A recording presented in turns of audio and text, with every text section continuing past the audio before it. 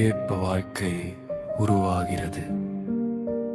நான் என் வீட்டிலும் தெருக்களிலும் நாய்களை பாதுகாத்து வளர்த்து வருகிறேன். யாருக்கும் அது பெரிதாக பிடிக்காது. ஆனால் நான் மனப்பூர்வமாக நாய்களை நேசிக்கிறேன். நான் நாய்களுக்கு உணவளிக்கிறேன். அவற்றின் நோய்களுக்கு மருந்தளிக்கிறேன். என்னை நேசிக்கும் அந்த நாய்கள் என்னை ஒருபோதும் கடிக்காது குளிக்காவிட்டாலும் என் மீது அன்பை பொழிகின்றன. நான் அவற்றுக்கு உணவு கொடுக்காத நேரங்களிலும் அவை என்னை அன்புடன் நேசிக்கின்றன. நாய்களின் நன்றியுணர்வு ஒருபோதும் குறையாது. நாய்கள் எந்த இடத்திலும் வாழும். அவை விரும்பியபடி செயல்படும். சில நேரங்களில் ஓய்வில்லாமலும் அலைந்து திரியும்.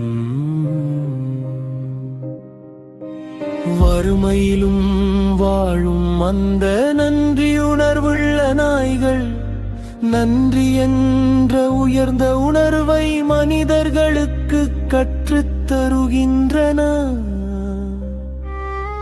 நாய்களை உயிருடன் பாதுகாத்து வளர்ப்பது நமது கடமைதான். ஆனால் அவை நாம் விரும்பியபடி ஒருபோதும் வளராது வாழாது. அதேபோல் பிள்ளைகளை பெற்ற பெற்றோர்களுக்கு கூட வாழ்க்கையின் உண்மையான சுதந்திரம் முழுமையாக புரிவதில்லை. பெற்றோர்கள் தங்கள் பிள்ளைகளை தங்களது எண்ணங்களின்படியே வளர்க்க முயல்கிறார்கள். அவர்களுக்கு புரியும் உயரமே வாழ்க்கையின் எல்லை என்று முயற்கிறார்கள். நானும் என் பெற்றோரின் நினைவுகளுக்கும் ஆசைகளுக்கும் ஏற்ப வளர்ந்தேன். ஆனால் என் தூய எண்ணங்களை நான் சுதந்திரமாக வெளிப்படுத்தி வளர்த்துக் கொள்வேன்.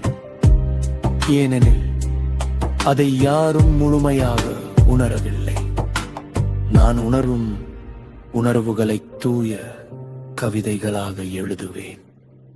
உண்மையில் என் பெற்றோருக்கு என்னை மட்டும்தான் தெரியும். என் உன்னதமான உணர்வுகளையும் ஆழமான எண்ணங்களையும் அவர்கள் ஒருபோதும் முழுமையாக அறிய மாட்டார்கள். என் எதிர்பார்ப்புகள் என்னவென்று அவர்களுக்கு தெரியாது. என் ஆசைகள் என்னவென்று அவர்களுக்கு புரியாது. என் எண்ணங்களில் நாளும் அவர்களுக்கு தெரியாது. என் உயர்ந்த கனவுகள் அவர்களின் பார்வைக்கு எட்டாது.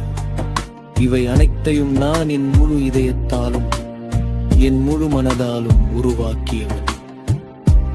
என் பெற்றோர் என்னை பெற்றெடுத்து வளர்த்தவர்கள்தான். ஆனால் என் வாழ்க்கை ஒருபோதும் மற்றவர்களின் விருப்பப்படி அமையாது. நான் விரும்பியபடி என் வாழ்க்கை வளர்ந்து செழிக்கும்.